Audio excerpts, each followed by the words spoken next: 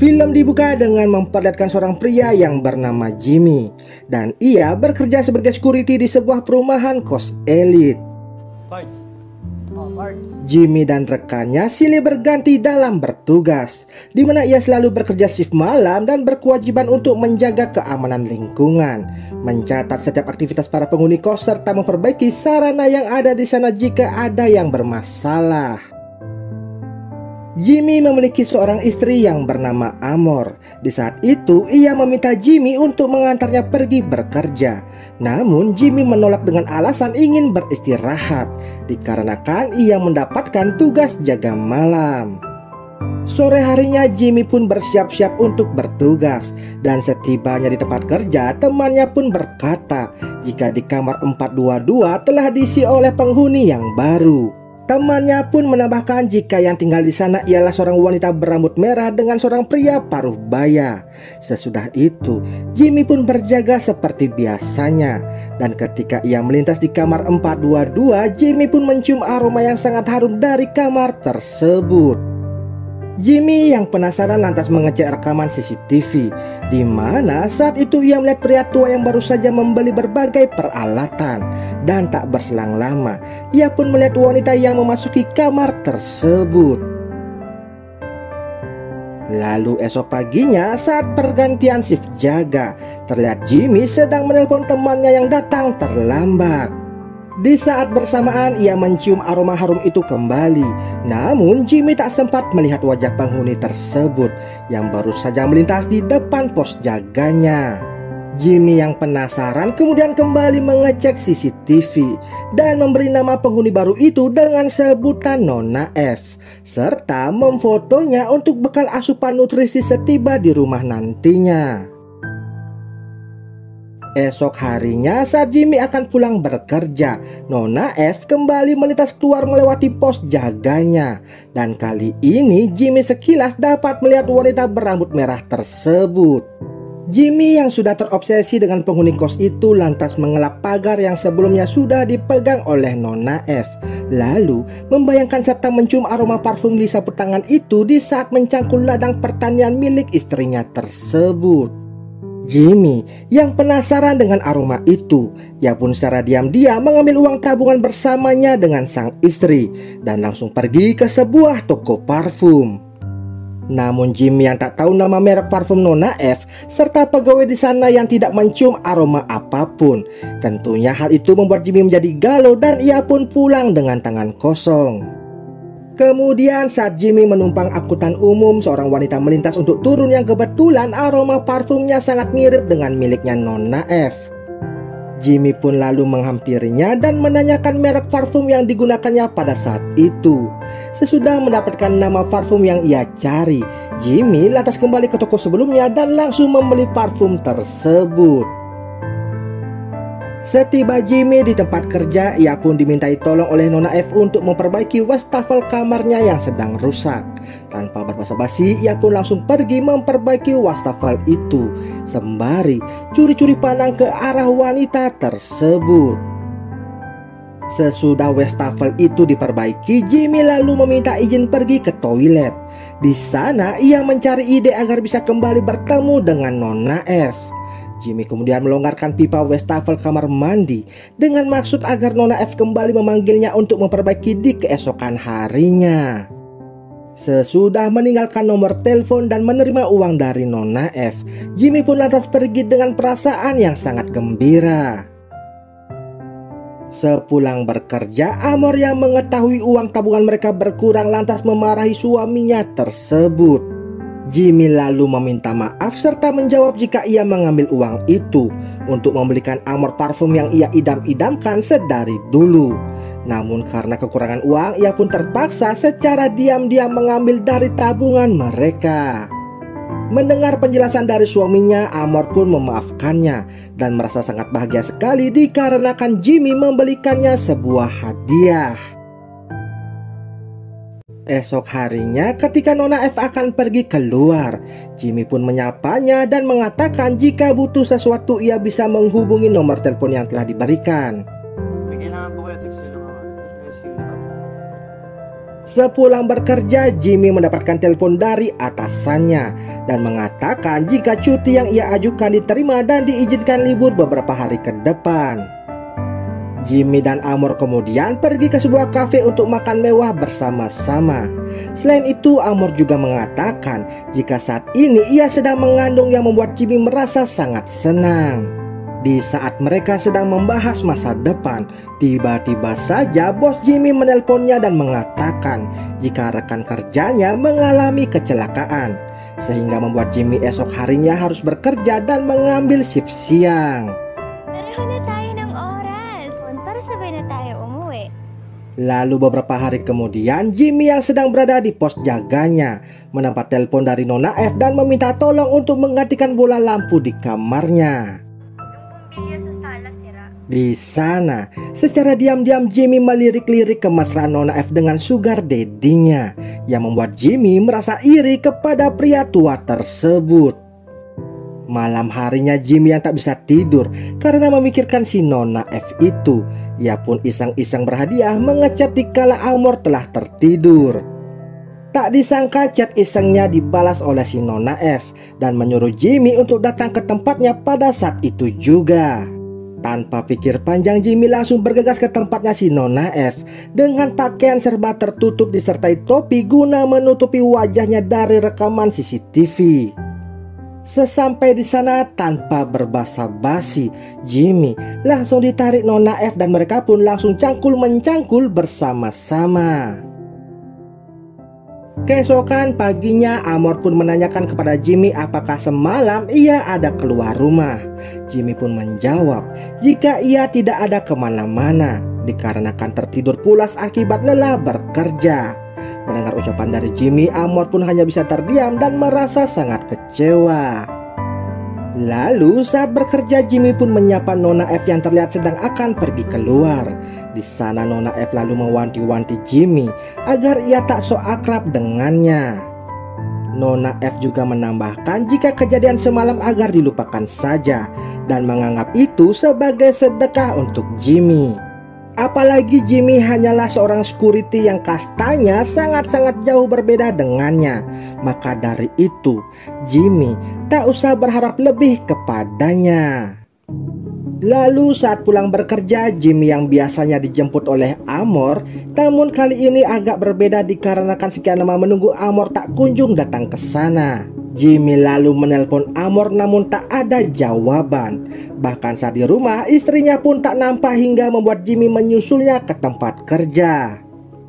Namun setiba di sana, rekan kerja Amor berkata jika istrinya itu sudah pulang sedari tadi. Lalu tak berselang lama, telepon Jimmy pun berdering. Di sana ia mendapat kabar jika istrinya saat ini sedang dirawat di rumah sakit. Bergegaslah Jimmy ke sana dan saat bertemu dengan Amor istrinya terlihat menangis sembari berkata jika anak mereka telah tiada. Sejak kejadian itu, Jimmy pun selalu murung ketika bekerja. Lalu tak berselang lama, salah satu penghuni kos di sana melapor kepada Jimmy jika seseorang telah mencuri uang di kamarnya. Jimmy langsung mengecek rekaman CCTV dan di sana ia langsung menemukan pelaku pencuri kamar penghuni kos tersebut. Jimmy pun teringat jika ia pernah berpapasan dengan pencuri itu saat kemarin malam. Dan saat Jimmy lebih teliti kembali memperhatikan rekaman itu, ia melihat Amor istrinya yang ternyata secara diam-diam mengikutinya dari belakang. Amor juga melihat aktivitas Jimmy dari CCTV security di mana ia sedang masuk ke kamar Nona F secara diam-diam. Ternyata selama ini Amor telah curiga dengan perilakunya si Jimmy yang terlihat curi-curi pandang ke arah Nona F saat ia menjemput suaminya untuk pulang bekerja.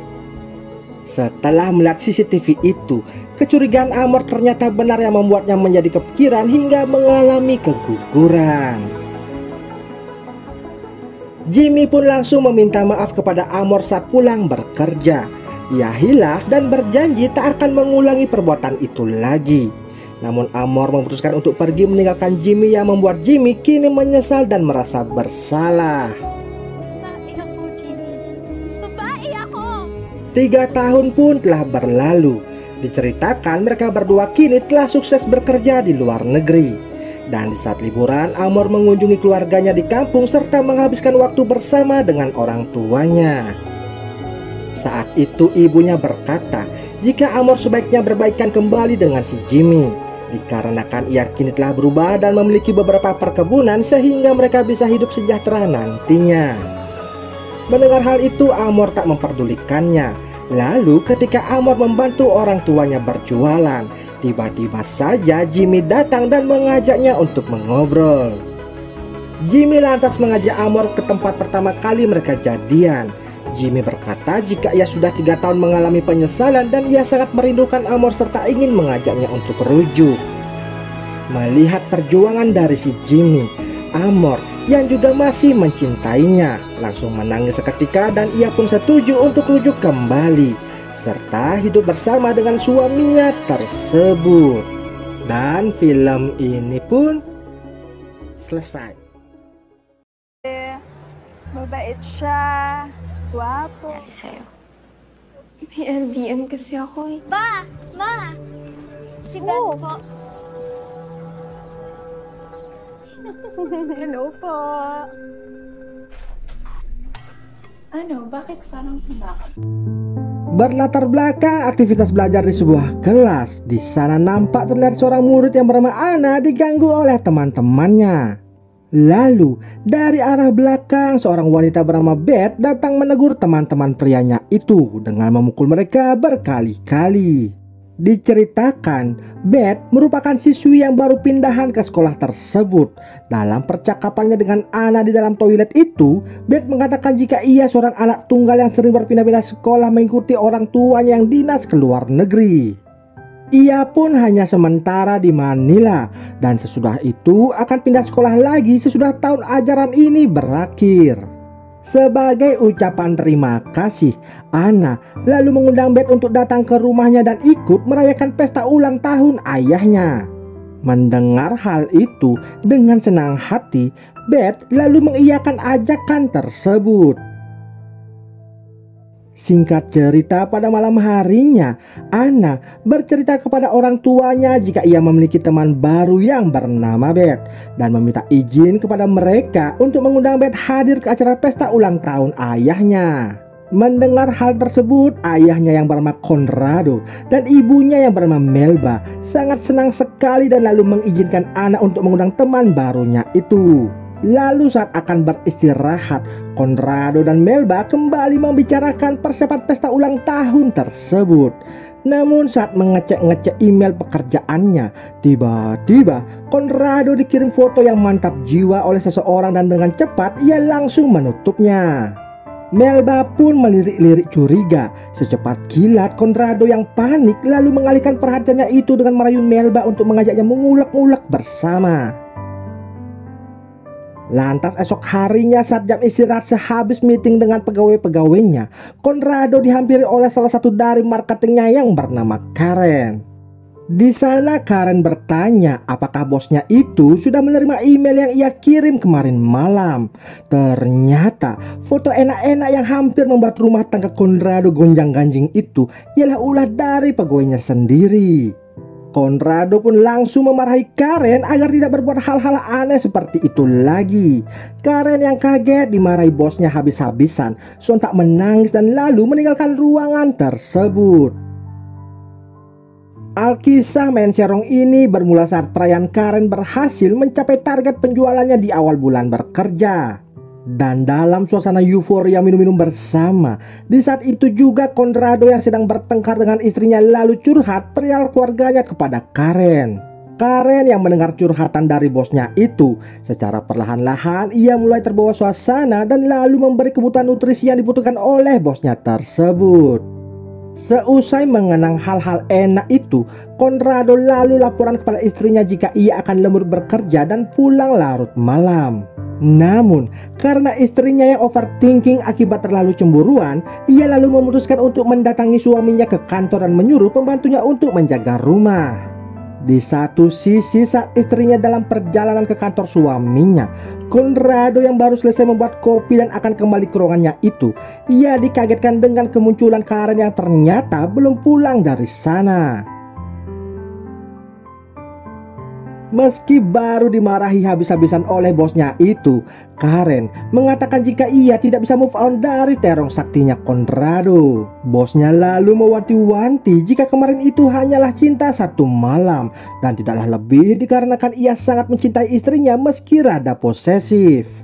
Karen yang tak putus asa lalu menyerang pertahanan sarang bosnya itu dengan formasi 4-3-3 dan berhasil menjinakkan ular piton Tuan Conrado yang mulai aktif mengeluarkan bisanya.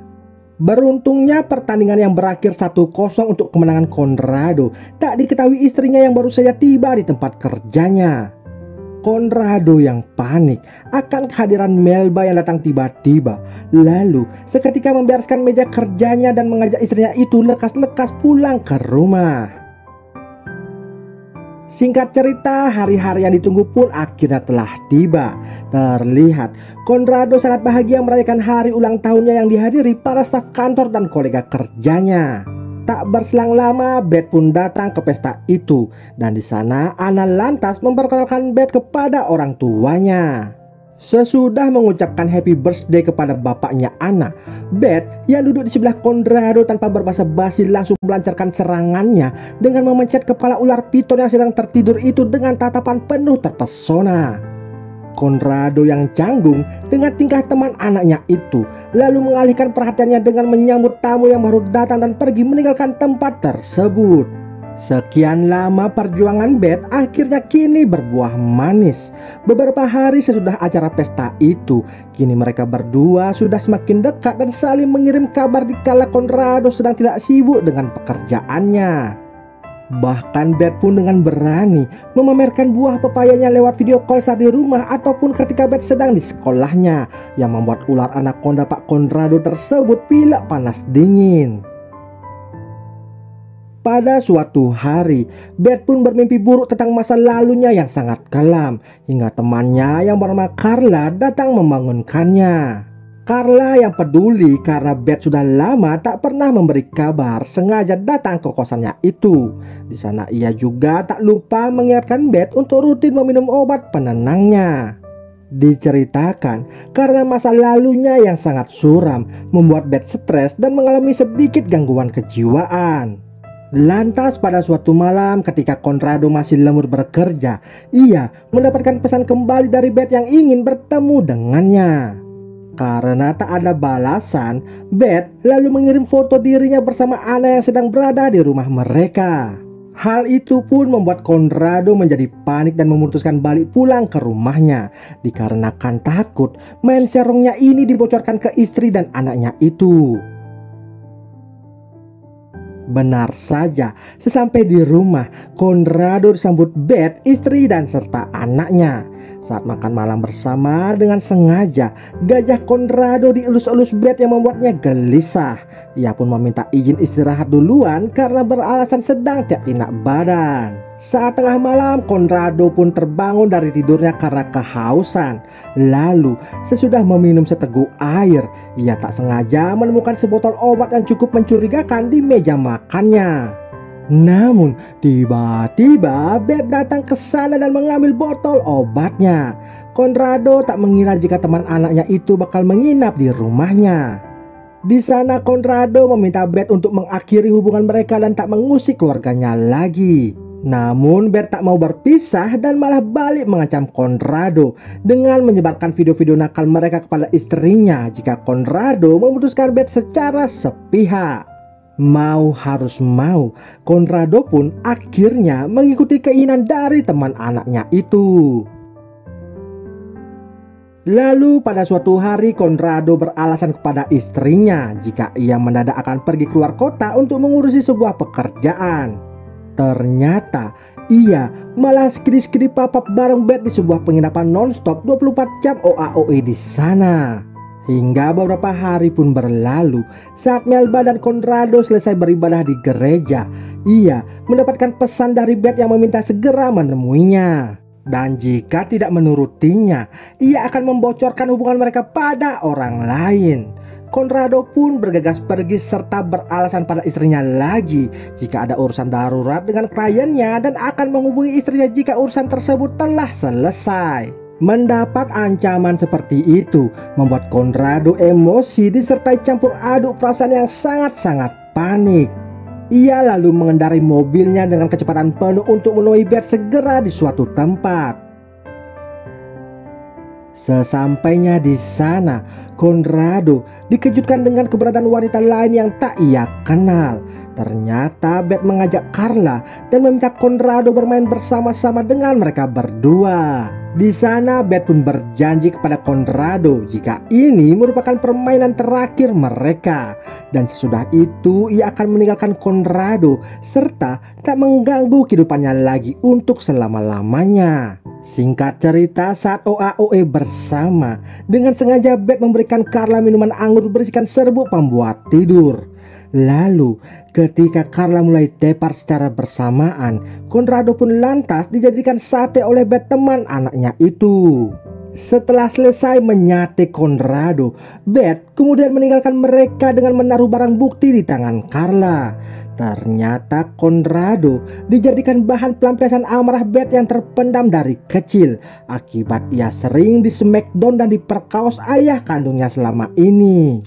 Dan film ini pun selesai.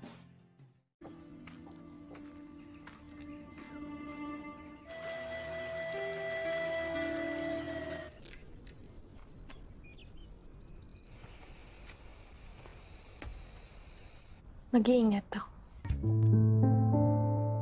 Berlatar pada tahun 1942 di wilayah Luzon, pulau paling utara di Filipina, terdapat seorang wanita yang bernama Selina yang hendak akan dijual oleh ayahnya kepada seorang rentenir.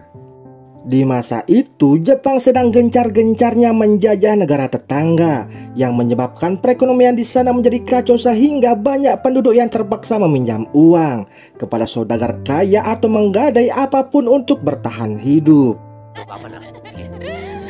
Ketika dalam perjalanan, sang ayah yang bernama Berong ini dipanggil oleh Bino, temannya si pedagang tua, untuk mampir sejenak.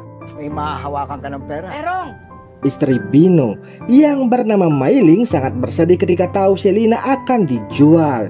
Namun Berong tidak memperdulikannya dan mereka pun lantas melanjutkan perjalanan.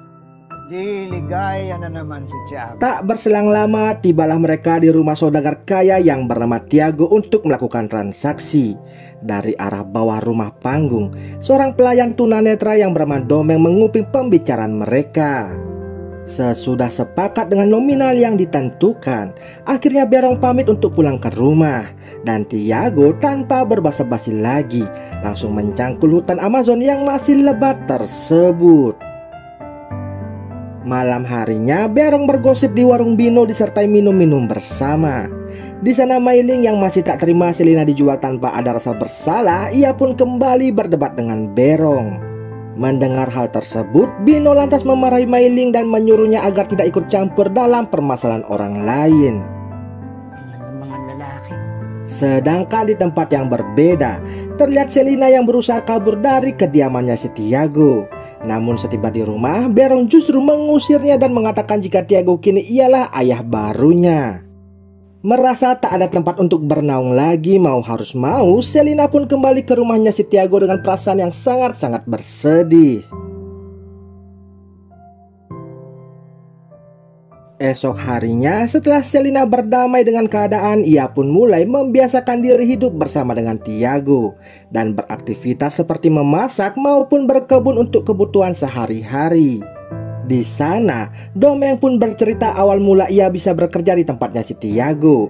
Sama halnya dengan Selina, ia digunakan sebagai pelunas hutang oleh orang tuanya saat Domeng masih berusia 7 tahun. Melihat kondisi Domeng yang begitu berantakan, lantas di keesokan harinya Selina bertanya kepada Tiago apakah ia mencintainya. May gusto ko ba sabihin? Pertanyaan itu Selina berikan agar masa depannya terjamin aman dan bukan hanya sebagai alat cangkul mencangkul saja. Tiago yang sangat terkesima dengan gocekan dari Selena, tanpa banyak bicara ia langsung memberikan salah satu kalung berharganya sebagai tanda bukti jika ia sangat serius dengan Selina. Maka sejak saat itu kehidupan Selina pun mulai berubah dan lebih terawat, di mana kesehariannya kini dihabiskan dengan menemani Tiago berbelanja. Dan ketika di tengah perjalanan mereka dipanggil oleh Bino untuk mampir minum-minum sejenak. Ano naman ba yan? Tuba? Di sana, Bino dan lainnya membicarakan pasukan Jepang yang sudah mulai mendekati perkampungan mereka. Bino lantas mengajak semuanya untuk mengungsi ke tempat yang lebih aman. Di saat bapak-bapak itu sibuk mengobrol, Mailing lalu memanggil Selina dan mewanti-wantinya agar selalu berhati-hati serta mawas diri saat bersama dengan Tiago. Mag-iingat ka. Mag-iingat ako. Mengetahui kondisi sudah tidak kondusif dan Tiago dalam keadaan mabuk berat, kesempatan itu Selina manfaatkan untuk mengambil semua uang maupun harta benda miliknya si Tiago. Tentunya hal tersebut membuat Tiago begitu emosi di keesokan paginya dan menuduh jika Domenglah yang telah mencuri uang serta harta bendanya. Agar Selina tidak dicurigai, ia pun ikut memojokkan Domeng dan mengancam akan meninggalkannya jika tidak mau berkata jujur. Melihat hal tersebut, emosi Tiago pun menjadi surut. Ia pun menyuruh Selina agar tidak berbuat nekat seperti itu dan mengikhlaskan uang serta perhiasannya yang telah menghilang.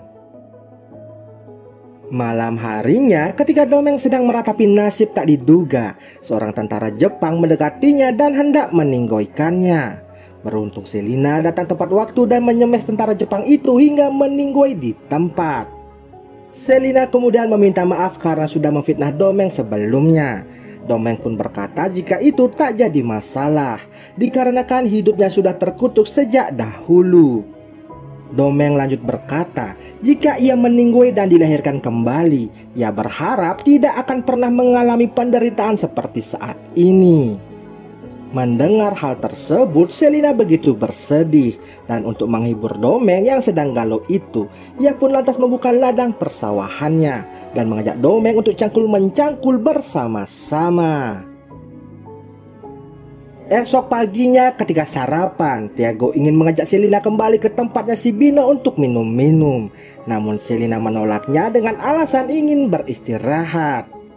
Tiago pun mengizinkannya beristirahat, asalkan setiba di rumah Selina sudah standby dengan ladang persawahannya untuk dicangkul-cangkul. Singkat cerita, tibalah Tiago di tempatnya si Bino.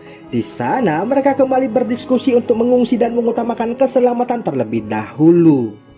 Sedangkan di sisi lainnya, Selina juga sedang berkemas-kemas untuk pergi dan mengajak Domeng untuk ikut kabur bersama dengannya.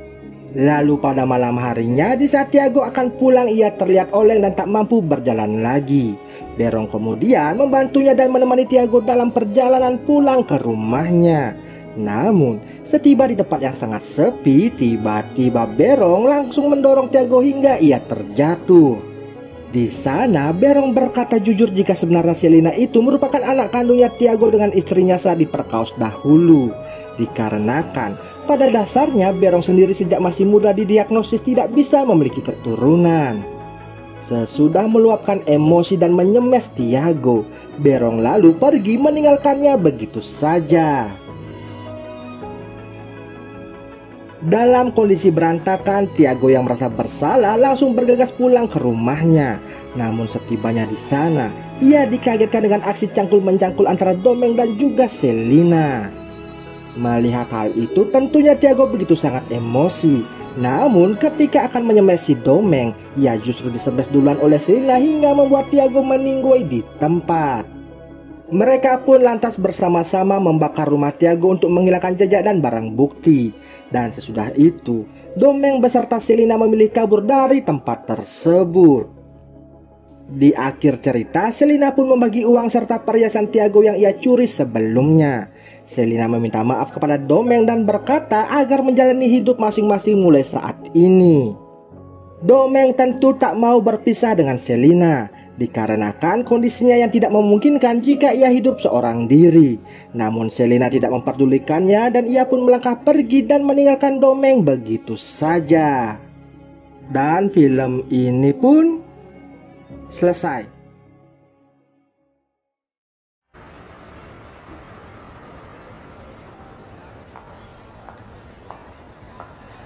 May sundo ako eh.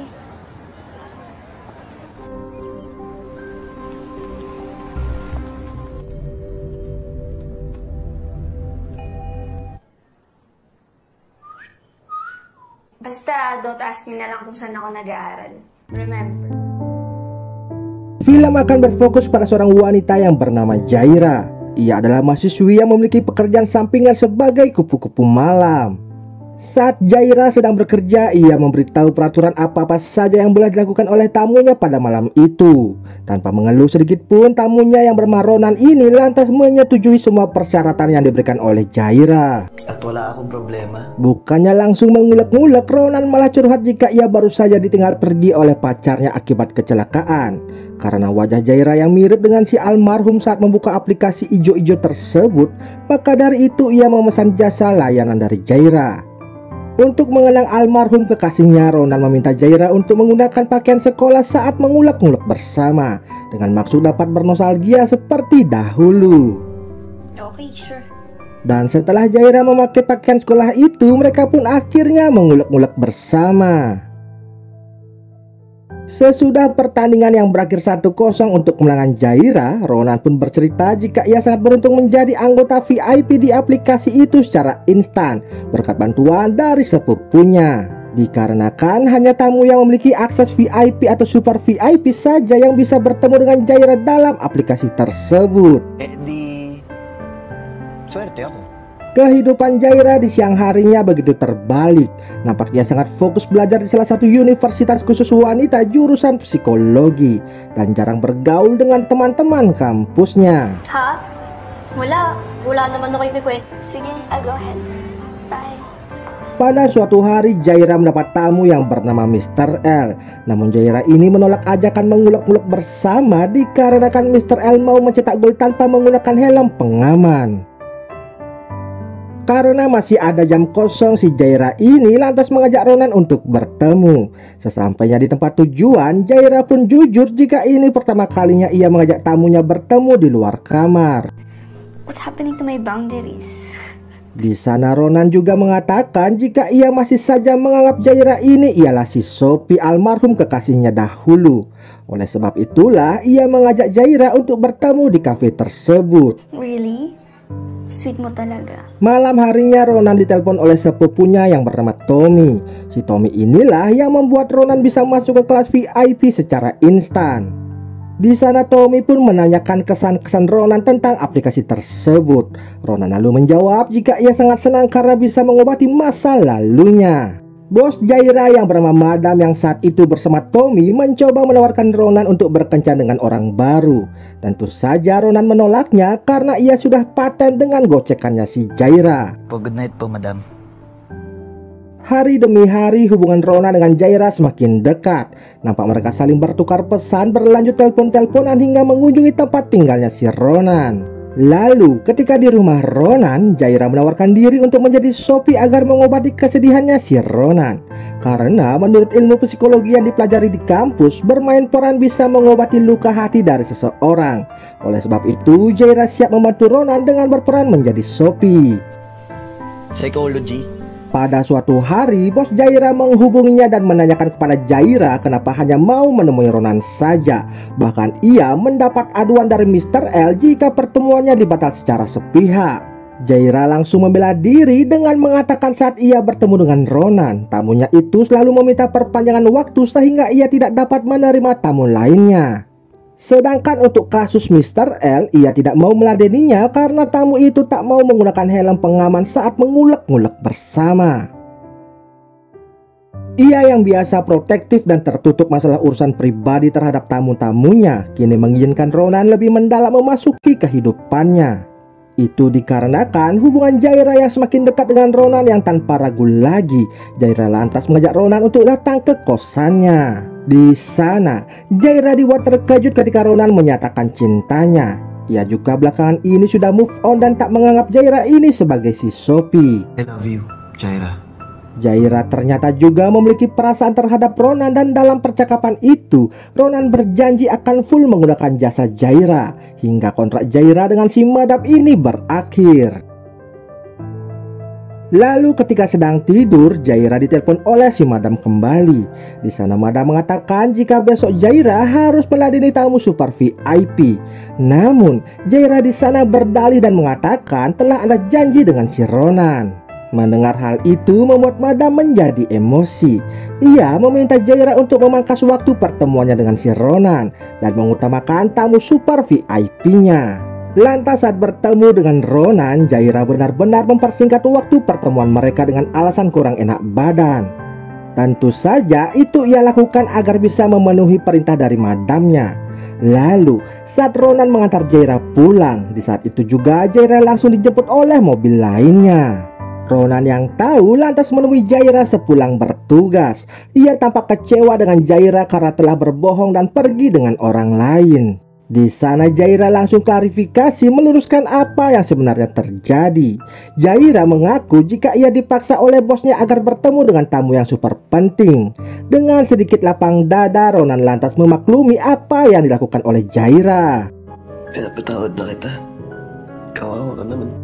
Lanjut cerita, tanpa disadari oleh Jaira, ia sedang dimata-matai oleh dua orang teman kampusnya karena mereka penasaran dengan kegiatan Jaira sepulang kuliah. Ternyata salah seorang teman kampus Jaira itu ialah anak dari Mr. L, tamu Jaira tempo hari. Ano pangalan ng classmate niyo ulit? Jaira. Mr. L lalu menelpon Jaira pada malam harinya dan mengatakan jika ia akan menyebarkan foto-foto Jaira yang ia dapati di aplikasi tersebut untuk ia kirim ke keluarga Jaira yang berada di kampung. Mendengar hal itu membuat Jaira menyetujui ajakan Mr. L untuk mengulek-ulek bersama dengannya. Namun saat beraksi, perlakuan Mr. L terhadap Jaira begitu kasar sehingga membuat Jaira tak kuat berjalan dan dibantu ketika mengantarnya pulang. Apesnya, di sana Ronan melihat Jaira yang dituntut oleh Mr. L ke dalam kosannya. Ronan pun menjadi galau yang membuat ibundanya meminta Tommy untuk menghiburnya. Singkat cerita, Jaira pun akhirnya curhat kepada Madam tentang Mr. L yang selalu saja memaksanya untuk mengulek-ngulek bersama. Tentu saja Madam akan membantu permasalahan dari anak buahnya tersebut. Di sana Madam mengatakan akan menjadwalkan pertemuan mereka bertiga agar masalah ini lekas selesai. Madam, di ko na alam gagawin ko. Di hari berikutnya, tiba-tiba Tommy dan Ronan kembali mendapati berita tentang meninggoinya seseorang di televisi. Tampak wajah Jaira yang terpampang dalam CCTV itu. Jaira yang menjadi tersangka lalu pergi ke sebuah tempat terpencil. Di sana ia menelpon Ronan agar mau menemuinya di tempat tersebut. Sesampainya Ronan di sana, Jaira berkata jika ia telah ditipu oleh si Madam. Karena setelah melakukan pertemuan dengan Mr. L, ia malah ditinggal berduaan dalam kondisi Mr. L yang sudah meninggoy. Namun nyatanya Madam sendiri juga telah meninggoy di tempat yang berbeda. Dengan tingkah yang aneh dan kasar, Ronan mengajak Jaira pergi dari tempat itu. Dan ternyata pelaku tersebut tak lain tak bukan ialah Ronan itu sendiri. Si Conan. Yung kakambal niya sa loob. Di sana baru terungkap jika Ronan memiliki kepribadian ganda, di mana pribadi satunya yang bernama Conan ini ialah yang membuat anak buah Madam dan lainnya meninggoy, serta ia jugalah yang ternyata mendorong Sophie hingga terjatuh dan innalillahi. Itu ialah cara Ronan menunjukkan cinta kepada kekasihnya, serta cara Ronan memperlakukan orang jika tak menuruti kemauannya. Lalu Ronan alias Conan ini pun akhirnya meninggoy akibat didor oleh suaminya si Madam. Dan tak lama kemudian polisi pun datang untuk mengamankan keduanya. Dan film ini pun selesai.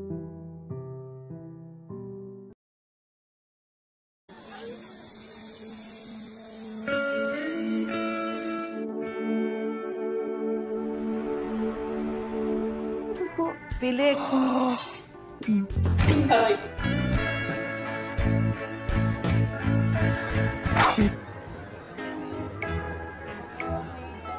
Wow. Ganito pala sa motel, no? Yan ang girlfriend mo. Film dibuka dengan memperlihatkan seorang pria yang bernama Felix. Saat yang lainnya fokus belajar, ia malah dengan asiknya menggambar sebuah anime mantap jiwa dan hingga tak terasa karyanya itu ketahuan oleh dosen yang membuat ia pun akhirnya dihukum di depan kelas. Felix ini memiliki teman seperjuangan yang bernama Lino dan juga Garfield. Mereka bertiga ini tergolong cupu dan masih ting-ting di antara rekan-rekan sebayanya. Tak berselang lama, pacar Felix yang bernama Kathy pun datang menghampiri mereka. Felix dan Kathy ini sudah berpacaran cukup lama, namun mereka sama sekali belum pernah mengulek-ngulek bersama. Pada hari ulang tahunnya minggu depan, Kathy meminta hadiah pada Felix untuk mencetak gol ke gawangnya. Felix dengan sedikit ragu mengiyakan ajakan tersebut. Lalu saat pulang kuliah, temannya Laino memberikan sebuah teknik baru cocol-mencocol dengan menggunakan kulit lumpia. Mendapat pengetahuan baru itu, Felix ingin sekali mencobanya. Namun sebelum itu, ia mampir dulu ke dagang kaset untuk membeli film sebagai bahan eksperimennya. Sesampainya di rumah, ia langsung mengambil lumpia yang masih fresh itu dan memasukkan terong bengkoknya. Sedang asik-asiknya olahraga, tiba-tiba bibinya pulang ke rumah dan memberi info jika esok akan ada seorang yang akan datang ke rumah mereka. Tamu yang datang tersebut ialah anak dari teman ibunya dan nantinya akan menginap beberapa bulan di rumah itu juga. Sesudah percakapan itu selesai, bibi Felix yang merasa lapar langsung mengambil lumpia yang ada di atas meja dan langsung memakannya. Bibi Felix yang sangat senang dengan lumpia itu lalu berkata jika mayonesnya cukup berlimpah dan juga sangat-sangat gurih yang membuat Felix menjadi canggung di hadapan bibinya tersebut. Esok harinya terlihat Felix yang sedang berjalan menuju ke kampusnya. Di tengah perjalanan itu matanya terfokus pada seorang wanita yang baru saja turun dari angkutan umum. Wanita tersebut bernama Kathy. Lalu tiba-tiba seorang pria datang mencuri handphone milik Kathy. Melihat hal tersebut, Felix langsung bergegas mengejar pencuri itu. Namun apesnya, ia yang bermaksud menolong malah tak sengaja merobek pakaian dari Kathy, sehingga membuat pencuri itu bisa kabur begitu saja. Setelah kejadian tersebut, Felix dengan terburu-buru bergegas menuju kampusnya. Dan untung saja ia belum terlambat. Tak berselang lama, salah satu dosen pengajar datang memberikan informasi jika dosen mata pelajaran mereka saat ini tak bisa hadir karena mengalami kecelakaan. Maka dari itu untuk mengisi kekosongan kelas, mereka akan diajar oleh dosen paruh waktu, yang ternyata dosen tersebut ialah Kathy yang Felix jumpai sebelumnya di jalan. Hal itu pun membuat mereka terkejut, terutamanya Felix yang sangat canggung pasca merobek pakaian dosennya itu. Lanjut cerita pada malam harinya, ketika Felix bersiap-siap untuk makan malam bersama dengan bibinya, tak diduga Felix dikejutkan oleh Kathy yang datang ke rumahnya. Di mana ternyata Kathy merupakan anak dari teman ibunya yang akan tinggal sementara dengannya di sana. Saat Kathy tahu jika ia akan tinggal sementara dengan mahasiswanya sendiri, ia lalu membuat perjanjian dengan Felix jika mereka harus berpura-pura tak saling mengenali ketika nanti berada di kampus. Karena Kathy tak mau mahasiswa yang lainnya menceritakan hal-hal yang aneh antara mereka berdua. Singkat cerita, tibalah hari ulang tahun pacarnya Felix. Mereka kemudian pergi ke sebuah hotel dengan bermaksud untuk mengulek-ngulek bersama. Akan tetapi ketika mereka sedang mengulek-ngulek, tiba-tiba Felix menyebut nama Kathy yang membuat pacarnya itu emosi dan lalu memutuskan Felix. Lalu pulanglah Felix ke rumahnya. Di sana terlihat Kathy meminta tolong untuk menemaninya pergi ke suatu tempat. Ternyata Kathy sedang memata-matai dan menangkap basah pacarnya yang sedang main serong dengan wanita lain. Hal itu pun membuat Kathy menangis dan merasa sangat-sangat bersedih. Akibat dari peristiwa tersebut, Kathy yang masih terbawa emosi lantas melampiaskan kepada mahasiswanya saat sedang mengajar. Felix yang melihat Kathy dalam keadaan stres lalu mencoba menghiburnya dengan mengatakan agar Kathy jujur dengan perasaannya kepada sang Arjunanya yang main serong di belakangnya. Kathy kemudian menelpon pacarnya tersebut dan langsung mengeluarkan unek-uneknya, serta tak lupa juga saat itu ia langsung memutuskan hubungan dengan pacarnya tersebut. Sesudah lega melampiaskan emosi dan juga memutuskan pacarnya itu, Katie seketika kembali ceria dan bersemangat membuka lembaran baru dengan menjalani hari-harinya penuh sukacita. Lalu ketika Katie dan Felix sedang makan bersama, tiba-tiba teman Felix datang ke sana dan menangkap basah mereka berdua yang sedang suap-suapan.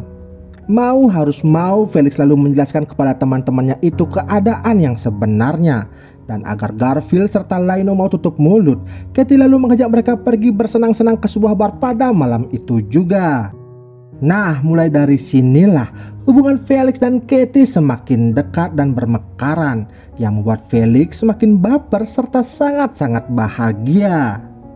Hingga di suatu hari ketika Felix baru saja tiba di kampus, ia melihat Katie yang diusir dari tempat itu.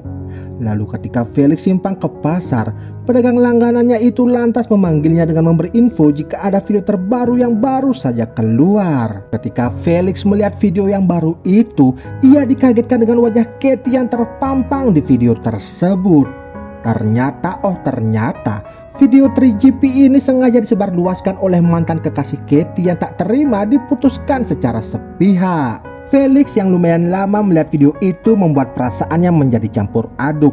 Emosinya kian memuncak hingga secara refleks membanting VCD milik pedagang langganannya tersebut.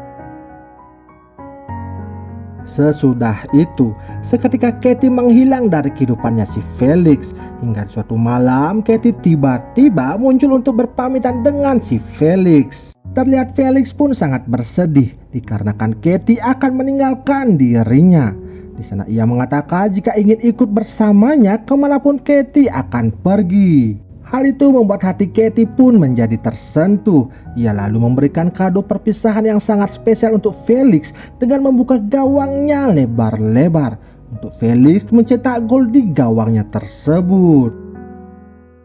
Beberapa tahun pun berlalu, Felix kini telah bekerja sebagai seorang kreator komik dan telah memiliki pasangan serta kehidupan yang baru. Namun meskipun telah berpisah selama beberapa tahun, Felix masih saja terus mencari keberadaan dari Katie, wanita yang pertama kali mendapatkan segel rudal nuklirnya tersebut. Lalu di akhir film ini terlihat Felix yang kembali datang ke kampusnya. Ia lalu pergi ke atap gedung di mana tempat ia dan juga Katie dulu sering menghabiskan waktu bersama-sama. Tak berselang lama tiba-tiba Katie muncul dari arah belakang Felix dan berjalan menghampirinya secara perlahan-lahan. Terlihat Felix sangat bahagia di sana ketika melihat kedatangan Katie yang selama ini ia nanti-nantikan. Dan film ini pun selesai. Salamat, Matthew Bravo. Waiting for someone? Huh? Nanghali ka yata. Wala yun. Tropa ko lang yun. Film dibuka dengan memperlihatkan seorang pemuda yang bernama Matthew, yang merupakan mahasiswa tingkat akhir, dan dikala itu Matthew terlihat bangun kesiangan, sehingga ia pun nampak terburu-buru untuk berangkat kuliah. Di sela-sela keterlambatannya, Matthew melihat sepasang suami istri yang bernama Drake dan juga Pinay, yang baru saja pindahan ke sana dan diceritakan akan menjadi tetangga barunya nanti. Lalu scene berlanjut memperlihatkan Matthew yang telah tiba di kelasnya. Di sana temannya yang bernama Maddie mengajak Matthew untuk ikut kompetisi band di kampusnya. Sali tayo? Untuk mendapatkan inspirasi bermusik, sepulang kuliah Matthew beserta teman-temannya lalu mengunjungi sebuah bar dengan menonton band-band di sana. Dan secara tidak sengaja Matthew pun berkenalan dengan seorang wanita yang bernama Helen. Terlihat Helen sangat menyukai Matthew sejak awal bertemu, akan tetapi Matthew sama sekali tidak memperdulikannya. Setiba di kosan, ibunda Matthew yang berada di kampung lalu menelponnya agar tidak keluyuran malam-malam karena ibunya begitu sangat khawatir. Dikarenakan saat itu pihak kepolisian sedang gencar-gencarnya melakukan operasi pemberantasan narkoboy. Siapapun yang keluar di atas jam 10 malam akan ditangkap maupun didor oleh Petrus tanpa melalui persidangan. Setelah selesai teleponan dengan ibundanya, Matthew pun tak sengaja mendengar percakapan yang ada di luar kosannya. Ternyata yang mengobrol di luar ialah Drake yang saat itu sedang berpamitan dengan Pinay untuk bekerja. Drake ini bekerja sebagai intel dari pihak kepolisian, di mana saat ini ia sedang menyamar menjadi pengawal di salah satu bandar narkoboy untuk mencari informasi data-data bukti yang kuat serta menangkap bandar tersebut. Kemudian di esok harinya terlihat Pinay datang ke warung untuk memperkenalkan diri kepada tetangga, sembari menanyakan toko elektronik terdekat dikarenakan charger laptopnya sedang rusak. Kebetulan Matthew yang ada di sana lalu menolong Pinay dengan meminjamkan casan laptopnya yang saat ini belum ia butuhkan. Setelah Matthew meminjamkan chargernya kepada Pinay, mereka pun lantas berkenalan di mana terlihat Matthew begitu terbunga-bunga dengan tetangga barunya tersebut. Hingga pada suatu malam ketika Matthew baru pulang kuliah, ia tanpa sengaja melihat Pinay sedang melakukan live streaming di OnlyFans melalui lubang kecil yang ada di lantai atas kontrakannya. Bahkan ketika Pinay dan Drake sedang cangkul-mencangkul, Matthew ternyata sering melihatnya. Tentunya hal itu makin membuat Matthew semakin terobsesi dengan Pinay. Hingga tibalah pada suatu hari di mana Pinay ternyata sadar jika Matthew sedang melihat dirinya. Bukannya marah, Pinay justru senang dan makin bersemangat. Semenjak kejadian itu, persahabatan mereka pun semakin akrab, di mana Pinay mewanti-wanti Matthew agar lekas pulang kuliah jika telah selesai, dikarenakan sudah banyak warga yang meninggoy di dor Petrus di sekitaran mereka dengan alasan operasi narkoboy. Keesokan harinya, Matthew yang sedang bersantai di bar malam saat itu, ia kembali didatangi oleh Helen dan langsung memberikan nomor teleponnya serta terang-terangan menyatakan ketertarikannya pada Matthew. Singkat cerita, sepulang Matthew dari bar disertai hujan yang sangat deras, Matthew yang menyadari jika Pinay sedang sendirian langsung mendatanginya secara diam-diam. Pinay yang menyadari jika Matthew datang ke sana kemudian berpura-pura tidur agar Matthew tidak grogi mencangkul ladang persawahannya. Setelah Matthew menuntaskan pekerjaannya, ia pun bergegas untuk keluar, namun Pinay yang sedari tadi hanya berpura-pura tidur langsung saja menahan Matthew untuk mengajaknya mengobrol. Matthew yang ketakutan karena ketahuan membabat hutan Pinay secara ilegal lantas meminta maaf kepada Pinay atas segala perbuatannya. Tapi di sana, Pinay ternyata tidak keberatan atas pekerjaan Matthew tersebut. Dan justru Pinay bersedia open house kapanpun selama Matthew menginginkannya. Esok harinya, sepulang kuliah, Helen yang begitu menyukai Matthew secara diam-diam sudah berada di kosannya dan langsung membuka garasinya untuk adu mekanik bersama-sama. Pinay yang tahu jika ada seseorang di tempatnya Matthew lalu menceng-cenginya. Namun Matthew menjawab jika itu cuma temannya yang menumpang singgah sementara. Pinay sambil tersenyum lalu mengatakan jika ia tahu mereka baru saja habis adu mekanik karena suara itu terdengar hingga ke tempatnya. Matthew yang salting dan sangat malu lantas pergi meninggalkan Pinay. Sesaat Matthew berada di kamarnya, Pinay menelpon Matthew dan kembali menceng-cenginya. Saat itu jika benar tidak ada orang di tempatnya, Pinay akan memberikannya hadiah dengan menyuruh Matthew untuk datang ke kontrakannya. Matthew yang saat itu takut ketahuan Helen lantas menolak tantangan dari Pinay. Namun karena terus diceng-cengi, Matthew pun bernego dan memintanya melalui lubang pembatas kayu di lantai kamar mereka. Tak disangka beberapa saat kemudian Drake pun pulang dan mengejutkan Pinay hingga membuatnya terjatuh. Drake yang mengira jika Pinay ada main serong dengan tetangganya lalu keluar dan mencari orang tersebut. Untungnya Pinay langsung keluar dan mengatakan jika Drake salah mendengar ucapannya, yang dimana ia terjatuh dikarenakan mendengar musik DJ ketika memasang bola lampu di atas kamar. Mendengar hal itu, Drake pun kini merasa sangat tenang dan ia pun lantas meminta maaf kepada si Pinay.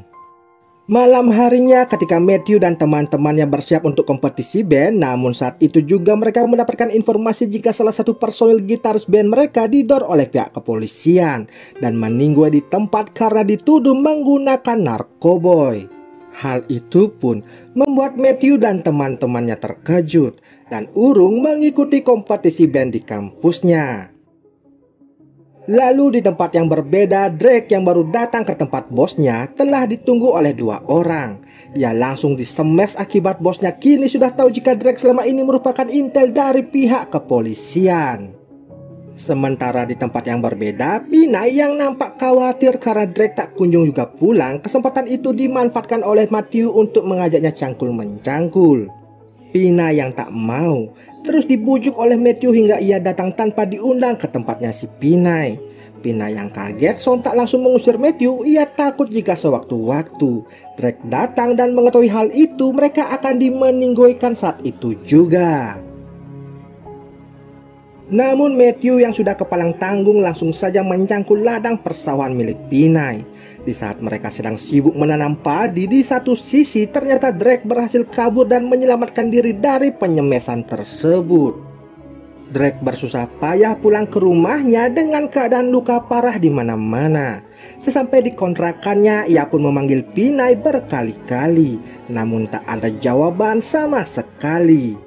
Hingga Drake masuk ke kamar dan ia pun dikejutkan dengan melihat pemandangan yang tepat berada di depannya.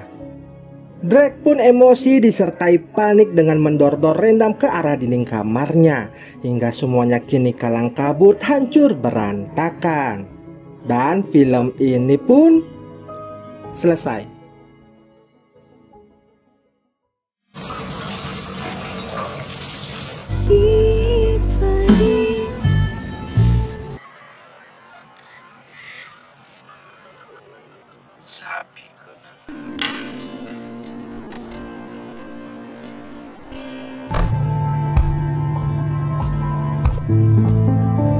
Film dibuka dengan memperlihatkan seorang gadis bernama Eva yang kini mengadu nasib di perantauan. Eva baru saja datang dari desanya dan diterima bekerja sebagai pembantu di rumah seorang model terkenal di kota Manila. Saat membersihkan halaman depan rumah, Eva yang masih polos sangat terkejut melihat rekan-rekan sesama pembantu banyak yang dimarahi saat bekerja. Salah satunya adalah si Lauro yang bekerja tepat di depan rumah majikannya itu. Lauro yang senyum-senyum dengan Eva langsung diomeli oleh bosnya tersebut dikarenakan kerja tidak becus dan doyan lirik-lirik pembantu di rumah tetangga. Lalu di tempat yang berbeda, kita diperlihatkan dengan seorang wanita bernama Victoria yang sedang melakukan sesi pemotretan dengan rekan-rekannya yang bernama Caroline dan juga Andrew. Saat sedang cekrek-cekrek foto di sana, Victoria yang tak kuat digesek-gesek oleh Andrew langsung meminta izin untuk ke toilet sebentar. Tak diduga, Andrew juga mengikutinya dari belakang dan langsung mengulek-ngulek hutan mangrove-nya dengan kecepatan penuh. Tak disangka, tak dinyana, salah satu staf tukang foto datang ke toilet untuk menyuruh Victoria lekas-lekas kembali ke tempat pemotretannya. Dikarenakan cuaca yang sudah mulai mendung dan takutnya tidak mendapatkan pencahayaan yang bagus saat pemotretan nantinya. Sehingga mau harus mau, acara penggarapan sawah Andrew pun akhirnya tertunda. Singkat cerita, pada malam harinya, Victoria yang baru saja pulang bekerja lantas mengajak Andrew untuk mampir ke rumahnya dahulu. Saat Eva menawari makan malam kepada majikannya itu, mereka tergesa-gesa langsung ke lantai 2 dan mengatakan masih kenyang dan belum begitu lapar. Eva yang penasaran dengan suara kelontang-kelonteng dari atas, diam-diam langsung mengikutinya dari belakang dan menguping kegiatan mereka. Ternyata bosnya itu sedang melanjutkan sesi cangkul-mencangkul yang tertunda saat sesi pemotretan sebelumnya. Lalu pada keesokan harinya, Andrew yang sudah terbangun dari tidurnya lantas berpamitan dengan si Eva. Di sana Eva menawarkan sarapan untuk Andrew, tapi ia menolaknya dikarenakan Andrew masih merasa kenyang. Eva lalu mengantar kepergian Andrew hingga ke depan rumah. Di sana Andrew bertanya mengapa di usia muda ia tidak melanjutkan sekolahnya saja. Eva lalu bercerita jika ia dari keluarga tidak mampu dan terpaksa putus sekolah demi membayar hutang-hutang orang tuanya dan membantu biaya pendidikan dari adik-adiknya. Andrew yang merasa kasihan lalu menyemangati Eva dan sesudah itu ia pamit untuk pergi pulang ke rumahnya. Sesudah itu, Eva kembali ke dalam rumah dikarenakan Victoria memanggilnya. Di sana, Eva terkejut dikarenakan melihat majikannya itu tanpa memakai selai benang pun sehingga membuat ia merasa sangat malu. Dikarenakan ini pertama kalinya ia melihat bola-bola squishy yang gundal gandul milik orang lain. Hal itu pun membuat Eva penasaran dan langsung mengintip Victoria kembali saat membersihkan diri. Malam harinya, Lauro yang melihat barang baru di sana lantas segera merapat menemui Eva untuk berkenalan. Eva kemudian menyambut baik niatan dari Lauro tanpa ada rasa curiga sedikit pun. Mereka lantas bergosip di sana dan Lauro bercerita jika suara klontang-klontek Victoria kemarin malam sampai terdengar ke kamarnya hingga membuatnya senam 5 jari. Belum selesai bercerita, si Lauro ini dipanggil lagi oleh majikannya itu sehingga gibah mereka pun akhirnya terhenti.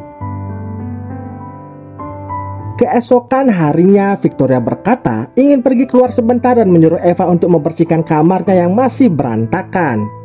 Lalu, sesaat majikannya telah pergi, Eva yang melihat penjual sayur keliling di dekat sana lantas membeli sayur terong dan kebutuhan dapur lainnya sembari berkenalan singkat dengan pembantu-pembantu yang juga sedang berbelanja di sana.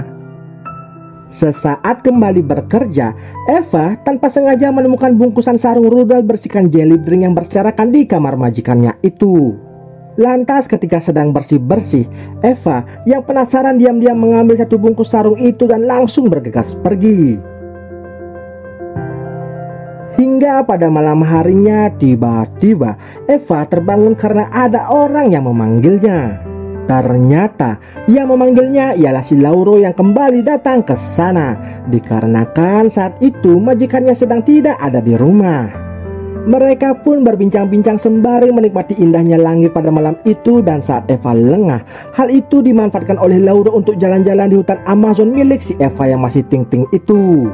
Sesaat Eva menikmatinya, namun ia lalu tersadar dan segera mengusir Lauro dari tempatnya tersebut. Ia tak menyangka jika Lauro ini ternyata seorang striker yang sangat berbahaya, sehingga Eva harus waspada dan ekstra keras untuk menjaga gawangnya dari si Lauro. Namun saat kembali ke kamarnya, bukannya langsung tidur, Eva malah mengingat perbuatan si Lauro tadi. Si Eva ternyata sangat suka dan ingin lebih dari itu, namun malu-malu dan takut melakukannya. Akhirnya berbekal sayur yang dibeli sebelumnya dan sarung yang ia dapat dari Victoria, Eva tanpa berbasa-basi lalu mengulek-ngulek sambil mengingat wajah si Lauro. Esok paginya Eva langsung memasak terong yang dipakai mengulek kemarin malam untuk sarapannya. Lalu tak berselang lama Victoria memanggilnya untuk dibuatkan sarapan. Tak diduga ia mendapati sang majikannya itu sedang cocol-mencocol dengan Carlena. Saat Eva keluar, mereka langsung melanjutkan les biola yang membuat suara terdengar sangat keras hingga membuat Eva penasaran. Singkat cerita, pada siang harinya Lauro kembali datang menemui Eva untuk meminta maaf atas kejadian kemarin malam.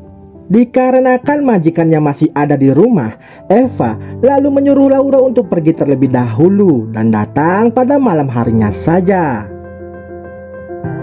Dan tepat pada malam harinya, Lauro datang kembali untuk menemui Eva. Mereka pun kini sudah tidak bertengkar lagi. Justru si Eva ini semakin nyaman dengan perlakuan dari si Lauro. Esok paginya saat sedang sarapan, terlihat Victoria yang semakin sering melirik-lirik si Eva. Sesudah itu ia mengatakan akan keluar jalan-jalan dan berpesan tidak akan pulang pada malam itu, sehingga tidak perlu dibuatkan makan malam dan tak usah menunggunya pulang ke rumah. Kesempatan itu digunakan oleh Lauro untuk kembali datang ke sana. Karena merasa nyaman dan kondisi yang memungkinkan, akhirnya Lauro berhasil mencetak gol ke gawangnya si Eva. Namun setelah pertandingan itu selesai, Eva merasa sangat menyesal. Ia takut ke depannya nanti mendapat masalah akibat hal tersebut. Keesokan paginya saat bersih-bersih di kamar majikannya itu, Eva mencoba tidur di kasurnya Victoria dan membayangkan sedang les biola di sana. Lalu saat bersih-bersih di toilet majikannya itu, tak berselang lama Victoria kembali pulang ke rumahnya dan tak menyangka ia melihat Eva di sana. Bukannya emosi, ia lantas memberikan Eva sebuah pakaian sehingga membuat Eva semakin lebih menantang. Melihat hal itu tak diduga Victoria langsung memperkaos meskipun hanya terjadi benturan-benturan bola bekel di sana. Namun cukup membuat Victoria merasa sangat senang. Sesudah di-unboxing oleh majikannya tersebut, Eva langsung menyuruh Laura untuk datang pada malam itu juga agar mencangkul lahan basahnya. Di sana terlihat Eva yang sangat berbeda dan terlihat lebih galak dan bersemangat. Malamnya pun akhirnya tiba. Laura tanpa berbasa-basi langsung saja meluncur ke kamarnya si Eva dan tanpa rasa takut meski saat itu Victoria masih ada di rumah tersebut. Di sana Eva mengatakan jika ia sangat mencintai Laura. Selain itu ia juga meminta pada Laura agar memakai hati saat mencangkul bukan mau enaknya saja. Mereka pun akhirnya kembali skidi-skidi papap dengan suara yang sangat keras hingga si Victoria ini mendengar dan menguping di luar kamar. Anehnya bukannya marah, ia justru tak mau mengganggu ritual keramat dari pembantunya tersebut. Keesokan harinya Victoria memanggil Eva ke kamarnya, bukannya menyuruh bersih-bersih atau menyiapkan makanan. Namun di sana Victoria malah mengajak Eva untuk les biola dan kini Eva mau untuk melakukannya. Sesudah itu malam harinya again and again Laura kembali datang ke tempatnya si Eva untuk main sepak bola. Ternyata di sana Victoria telah menunggu mereka berdua dari tadi. Victoria langsung saja les biola di depannya Laura dan ia disuruh ikut join memainkan bass betotnya di sana. Namun Laura tidak menyukai kegiatan tersebut dan ingin 1 lawan 1 dengan si Eva dan tidak mau si Eva les biola lagi dengan majikannya itu dikarenakan ia kini benar-benar sangat mencintai Eva. Victoria yang mendengar omongan Laura langsung emosi dan tertawa mengetahui Eva yang mencintai lelaki yang seperti itu. Eva lalu menghentikan kegiatan les biolanya dan lalu mengejar Laura. Ia merasa bersalah dengan Laura dan mengatakan jika ia sangat mencintainya. Melihat ketulusan cinta dari dua orang itu membuat Victoria kini sadar dan lebih menghargai asistennya dan menganggapnya sebagai seorang sahabat. Ia juga merestui hubungan Eva dengan Laura sehingga mereka tanpa perlu sembunyi-sembunyi lagi untuk merajut kisah cintanya tersebut. Dan film ini pun selesai.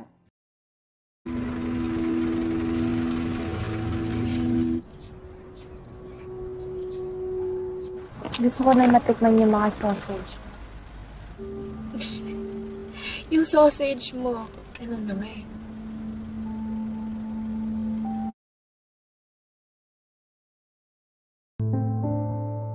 Film dibuka dengan memperlihatkan seorang pria yang bernama Dev. Ia merupakan pemain basket terkenal yang dikala itu sedang melakukan sesi pemotretan untuk sebuah sponsor. Finally, anong petsa na? Just Marie, apprentice ko. Di sana terlihat Dev sangat tertarik dengan fotografer magang yang bernama Marie. Dan singkat cerita mereka pun akhirnya berpacaran. Sedangkan di tempat yang berbeda kita diperlihatkan dengan seorang wanita yang bernama Lila. Dan ia merupakan penggemar berat dari Dev yang selalu update berita terbaru dari idolanya tersebut. Diceritakan Dev mengalami cedera parah yang mengakibatkannya pensiun dini dan beralih profesi sebagai staf pelatih basket, sekaligus membuka usaha makanan siap saji.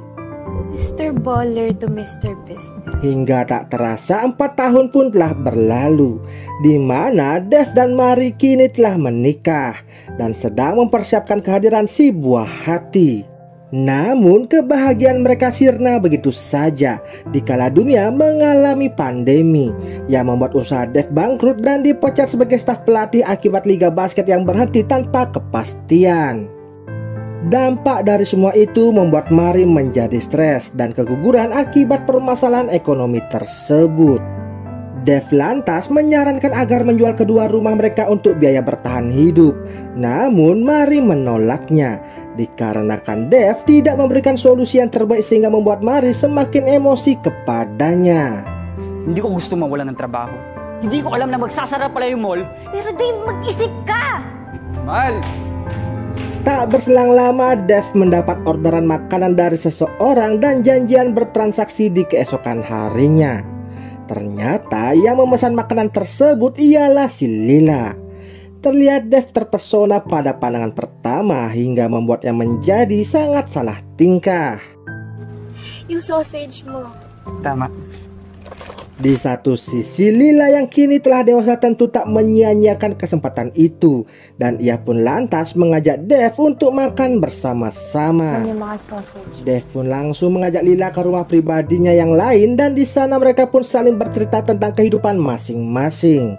Di mana Lila bercerita jika ia merupakan selebgram dan berterus terang sudah menjadi penggemar berat Dev sejak sedari kecil. Bahkan mereka pernah dekat, namun di sana Dev berkata jika ia tak ingat sama sekali dikarenakan sudah terlalu lama. Lila juga mengatakan jika ia tahu mengenai istri Dev yang saat ini sedang merintis usaha bunga hias dan sedang bekerja sama dengan Bibi sahabatnya yang memiliki kedai kopi. Perbincangan mereka berlangsung cukup lama, disertai minum-minum bersama yang membuat Lila kepanasan dan memberi kode keras kepada Dev untuk mengecasnya.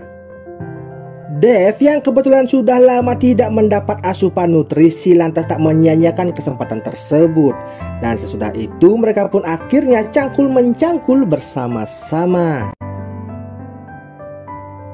Seusai kerja kelompok, secara diam-diam Lila memfoto kedekatan mereka tanpa Dev sadari. Bahkan setiba di rumah, Dev selalu ditelepon oleh Lila yang membuatnya risih dan langsung memblokirnya karena takut aksinya itu ketahuan oleh Mari. Tentunya hal tersebut membuat Lila menjadi emosi dan secara diam-diam mengikuti Dev di keesokan harinya hingga ke tempat kerjanya. Saat bertemu dengan Dev, Lila meluapkan emosinya dikarenakan idolanya itu kabur begitu saja. Dev lalu meminta maaf dan menjelaskan jika ia sudah berkeluarga, serta menganggap itu semua hanyalah cinta satu malam saja. Pasensya na. Pero mahal ko ang asawa ko. Lila yang tak terima diperlakukan seperti itu, ia pun lantas pulang dan langsung curhat di sosial medianya mengenai perilaku dari idolanya tersebut. Siya yung nagkamali. Lalu di keesokan harinya saat Lila datang ke kedai kopi sahabat bibinya itu, ia tak sengaja bertemu dengan Mari. Mereka pun berkenalan dan singkat cerita menjadi teman yang sangat akrab. Mari lantas menyadari jika video viral yang ia tonton ialah sosial media dari si Lila dan menanyakan apa yang terjadi. Di sana Mari belum tahu jika curhatan itu untuk Dev suaminya sendiri. Lila lalu mengatakan jika itu hanya curhatan biasa kepada seseorang yang menyakitinya. Mendengar hal tersebut membuat Mari menjadi kasihan dan lantas menyemangatinya. Sejak menerima perhatian kecil itu, Lila kini berbelok dan menaruh hati kepada Mari. Sepulang ke rumah, Mari melihat Dev begitu berantakan yang ternyata sedang memakai narkoboy. Mari saat emosi di saat ekonomi yang sedang tak menentu, Dev justru menghamburkan uang dengan membeli barang haram tersebut. Dev pun beralasan jika ia membeli itu untuk menghilangkan stresnya sejenak. Namun Mari tidak terima argumen dari Dev yang membuatnya semakin emosi dan lalu pergi meninggalkan Dev begitu saja. Mari pun kembali ke kedai kopi dan mengajak Lila bertemu.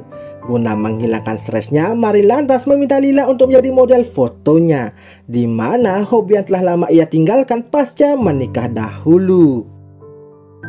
Perlahan-lahan Mari mulai suka kepada Lila. Di sana ia pun bertanya apakah Lila sekarang memiliki pacar atau tidak, sembari memberi kode jika dulu ia merupakan seorang lesbiola. Mendengar hal itu, Lila tanpa berbasa-basi langsung mengecas Mari di tempat tersebut. Esok harinya Mari mengundang Lila untuk datang ke rumahnya. Saat melihat foto Dev, Lila kembali emosi dan mencoba meninggoikannya di sana. Beruntung Mari datang tepat waktu dan menggagalkan aksi Lila tersebut. Lila lantas berterus terang jika dulu ia pernah kerja kelompok bersama dengan Dev. Melihat bukti-bukti yang dibawa oleh Lila membuat Mari menjadi emosi dan langsung mengusirnya seketika. Mari yang sudah lelah dengan perilaku Dev kemudian meninggalkannya dan pergi ke tempat Lila untuk menghilangkan stresnya sejenak, sembari meminta maaf atas perilaku sebelumnya. Sesudah beres kerja kelompok, ia pun kembali pulang ke rumah dan berdebat dengan suaminya. Di sana Mari berkata jika ia sudah tahu semuanya, dan Mari jujur kalau ia juga melakukan hal yang sama untuk membalas dendam. Mendengar hal itu, Dev sangatlah marah, dan ketika akan menyemes Mari, untungnya Lila datang tepat waktu.